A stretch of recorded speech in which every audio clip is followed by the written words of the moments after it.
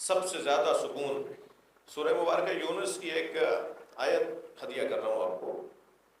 ارشاد ہو رہا ہے الذین آمنوا وَكَانُوا يَتَّقُونَ لَهُمُ الْبُشْرَى فِي الدُّنْيَا وَالْآخِرَةِ. صاحبان ایمان اور صاحبان تقوی کو دنیا میں بھی بشارت ہے اور آخرت میں بشارت ہے. دنیا میں کیا بشارت ہے انہیں؟ بشارت کہتے ہیں حب علی کو، بشارت کہتے ہیں محبت اہل بیت کو.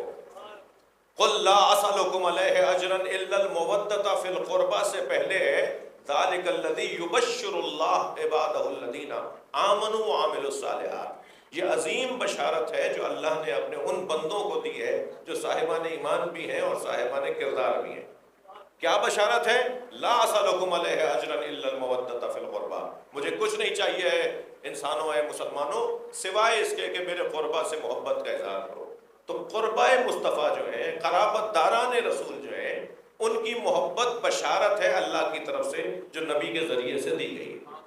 تو اہل بیت یعنی بشارت الہیہ، مولا علی یعنی بشارت پروردگار، جناب زہرا کی محبت یعنی اللہ کی بشارت.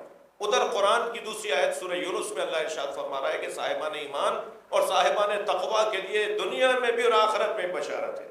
آخرت میں تو بشارت سمجھ میں آتی ہے کہ مولا علی کا دیدار ہوگا، سیدہ زہرا کی کنیزی میں ہماری عزیز جائے گی خاتون. اس دنیا میں کون سی بشارت ہے؟ اس دنیا میں بشارت ہے جب وہ دم اس کا نکل رہا ہوتا ہے، جب وہ مر رہا ہوتا ہے. یا حار و حمدان میں یمت یرنی، اے حارث حمدان جو مرے گا وہ مجھ علی کو دیکھے گا. شیخ مفید نے، شیخ صدوق نے، علامہ ہلی نے، ان شخصیات نے ہمارے عقائد کو مدون کیا ہے. کتابی شکل میں ان ہستیوں نے، ان بزرگ علماء نے کتابی شکل میں ڈھالا ہے امامیہ عقائد کو. شیخ مفید اور علامہ ہلی کہتے ہیں کہ مولا علی کی زیارت، مرتے وقت مولا علی کی زیارت یہ عقائد امامیہ کا حصہ ہے. امامیہ عقائد، شیعہ عقائد کا حصہ ہے کہ جب کوئی مرے گا تو مولا علی کا دیدار ہوگا.